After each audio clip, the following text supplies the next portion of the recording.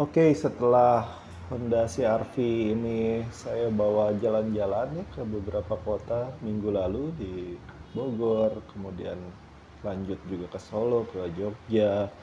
Saya rasa ini sudah waktunya untuk saya bawa mobil ini ke bengkel untuk melakukan beberapa perawatan yang sebenarnya juga sudah tertunda sejak cukup lama ya, sejak beberapa minggu lalu. Saya mulai merasakan ada beberapa hal yang eh, perlu diperbaiki gitu karena mulai tidak nyaman. Utamanya adalah yang pertama, sejak beberapa minggu yang lalu saya mulai nyadar bahwa kalau mobil ini dibawa cukup kencang gitu ya, di atas 60, 70 atau 80 gitu, sudah mulai ada suara mendengung di bagian belakang gitu ya. Jadi saya emang dari awal sudah curiga itu lahar roda atau bearing gitu dari rodanya mungkin sudah mulai goyang gitu, jadinya berbunyi, tapi saya nggak bisa yakin 100% karena memang saya nggak punya alat buat mengetesnya gitu ya, dan saya males untuk ngangkat-ngangkat pakai dongkrak eh, bannya gitu, jadinya saya bawa ke bengkel aja. Tapi memang ini bahkan sebelum saya lakukan road trip ke beberapa kota itu, ke Bogor, ke Solo, ke Jogja, saya udah pingin ke bengkel untuk ngecek hal ini gitu ya.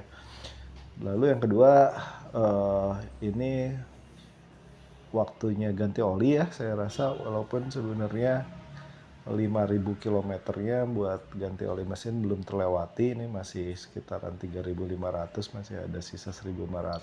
Tapi ketika saya cek dipsticknya, oli mesin dari mobil ini sudah cukup hitam gitu ya, jadi saya rasa perlu ganti.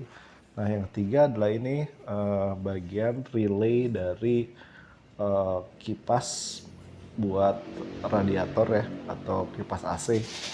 Sebenarnya relay ini masih berfungsi ya, dan masih bisa memicu kipasnya buat berputar gitu, tapi dalam kondisi tertentu yang saya nggak tahu apa itu seringkali tidak berfungsi gitu. Jadi kipasnya tidak nyala, akhirnya kadang-kadang overheat, sehingga saya harus hati-hati sekali dalam membawa mobil ini gitu, sambil melihat temperatur dan mengecek apakah relaynya berfungsi atau enggak gitu. Jadi saya agak pegel juga setiap mau bawa mobil gitu, harus hati-hati sekali ngelihat temperatur apakah naik atau enggak, apakah relaynya berfungsi atau enggak gitu. Jadi saya pikir mungkin baiknya diganti saja untuk amannya gitu ya, dan jangan sampai beresiko mobilnya overheat dan uh, harus turun mesin nantinya.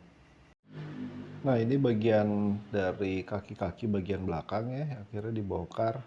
Sebenarnya yang diganti hanya bearingnya saja tadinya, tapi ternyata buat CR-V generasi pertama ini, buat mengganti bearing roda tersebut itu harus dibongkar semua ya, sampai ke ini bagian kupu-kupunya juga harus diturunkan. Dan setelah turun, ternyata di situ kelihatan bos dari, ya ini salah satu bosnya juga udah mulai oblak tuh ya. Jadi akhirnya saya putuskan ya udah ganti juga sepasang kiri kanan gitu. Selama di bengkel ini saya sempat ngobrol juga dengan beberapa customer lain, dan di sini ada yang pakai Lancer ya. Dia cerita baru saja lakukan road trip ke Aceh selama 4 hari gitu ya. Road trip dengan perjalanan panjang seperti itu, saya juga rasanya pingin sekali untuk lakukan ya, walaupun sampai sekarang belum kesampaian. Nah, pada kesempatan ngebengkel kali ini, sayangnya masih ada satu PR yang belum sempat dikerjakan ya, yaitu saya sadar bahwa ada tetesan oli dari bawah mesin ya, yang setelah dicek sebenarnya itu adalah oli power steering gitu ya, jadi ada rembesan, tapi sayangnya karena sudah keburu sore nggak sempat untuk diperbaiki gitu, jadi nanti saya harus kembali lagi pada dasarnya ke bengkel tersebut untuk melanjutkan ya. Lalu juga ada satu hal lagi yang perlu dilakukan, yaitu perbaikan di engine mounting agar nggak bergetar gitu ya mesinnya. Nah, di sini saya cuman muter-muter aja di bengkelnya dan ambil-ambil video dari mobil-mobil dari customer-customer lain gitu ya. Dan memang seru sekali sih, banyak Jeep, banyak tadi ada Wrangler, ada ini Twin Cam juga ya, ada Jimny, ada Katana beberapa, ada 3 di sini. Lalu ada juga tadi Fortuner dan sempat ada juga Pajero Sport. Dan saya lihat juga ada yang bawa CR-V generasi ketiga ya di sini. Cukup bervariasi sih orang yang datang ke bengkel ini ya. Banyak orang komunitas juga, dari komunitas Twin Cam, komunitas Hyundai. Di sini ada banyak juga yang menggunakan Jeep, dan saya senang sekali sih ngelihat Ford Everest ini gitu ya. Mulus banget, ini salah satu pelanggan dari bengkelnya. Saya sendiri rasanya sudah jadi pelanggan dari bengkel ini selama lebih ya sekitar 10 tahun kali ya. Pertama kali direkomendasikan oleh komunitas Hyundai Accent pada saat itu, tapi kemudian ketika saya ganti mobil ke CR-V, saya merasa betah, udah terlanjur betah, makanya saya bawa juga ke bengkel ini. Oke, segitu dulu ya.